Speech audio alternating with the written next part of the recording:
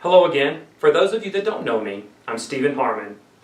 And like President Washington, I too am a current resident of Virginia.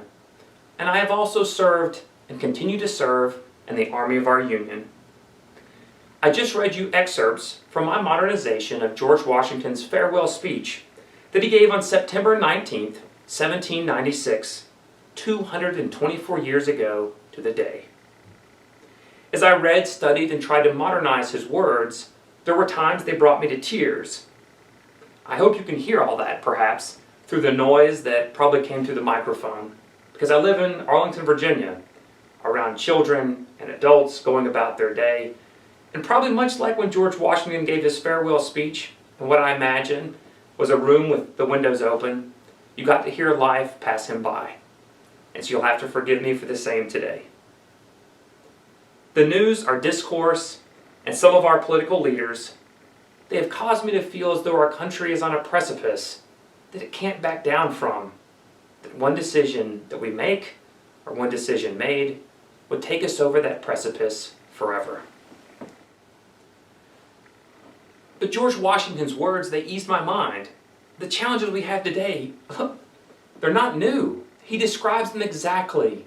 It just took a little bit of time and energy to understand what he was saying when I read them. I believe our problems today, they're simply amplified due to the technological breakthroughs of our time. But I'm using those technological breakthroughs to speak to you today, and I'm grateful for that. We can take solace in Washington's words, but we should also take his words very seriously. A consuming spirit of party, geographic and economic differences, and a fundamental disagreement and who should be included in this great union led to the terrible Civil War. But the Union survived that great trial too. And if we hold to the principles of our Constitution and we listen to the warnings of our first president, I believe we can turn this tumultuous time into a bright future. One that is worthy of our children and one that finally embraces the unifying principles of the Constitution. I decided to undertake this project after listening to Senator Ben Sasse give his recitation that he gave back in 2017 that I heard on YouTube while I was a graduate student. I knew that there would be no way to better understand his words because I had struggled at the time to follow Senator Sasse, than to try to modernize them into not only something I could understand, but my children too. What I put together and read for you today, it's an excerpt of that entire work. And I chose these paragraphs in an attempt to make George Washington sound as though he was speaking today. I can assure you they appear in chronological order. I just deleted some that weren't as exactly relevant. I hope you found value in it, especially as we get ready for our own upcoming election. Among my friends, family, and co-workers, I've recently beheld more fear and frustration at our political situation than ever before in my lifetime. Social media posts, some of my conversations at work, podcasts, and the news sources, they seem to further our despair rather than to do anything to heal it.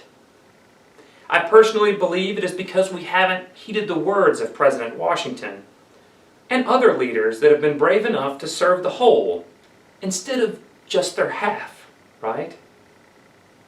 Some among us, they've inflamed the spirit of party to the point that it's now consuming us. The extreme minorities on the left and the right, they captivate the news. Their words turn eyes and ears. And they increase clicks and views and income. Sure, they call for unity, but the problem is they only want unity if you come to them. They're not willing to meet you in the middle. And that doesn't work. The country was formed on the premise that unity matters more than party. And that we must turn away from divisive politics that try to separate us by geography, ideas, gender, race, and religion. Cultivators of the spirit of party in this country make us believe that if we do not align ourselves with all of their values, we're part of the problem. We are the weak link that will give the other half the election.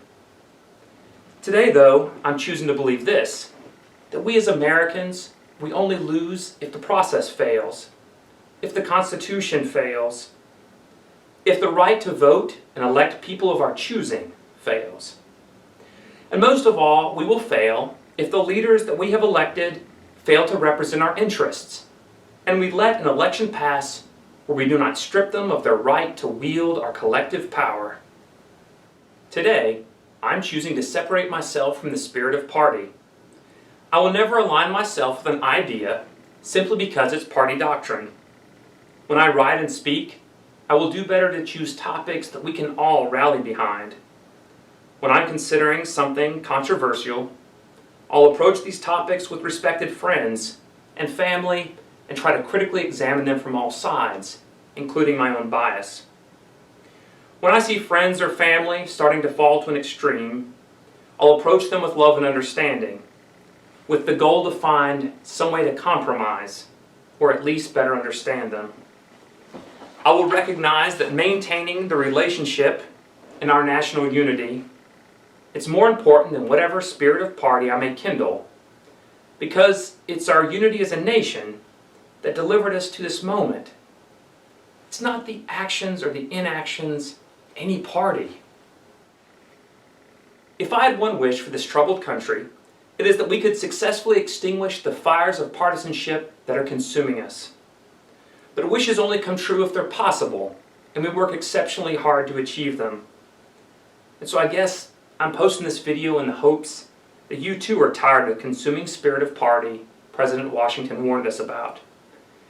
That you, whether friend, family, co-worker, or stranger, will become an ally to the spirit of American unity over party. That together we will take the small steps every day that we need to take to move forward to a future where American liberty matters over party.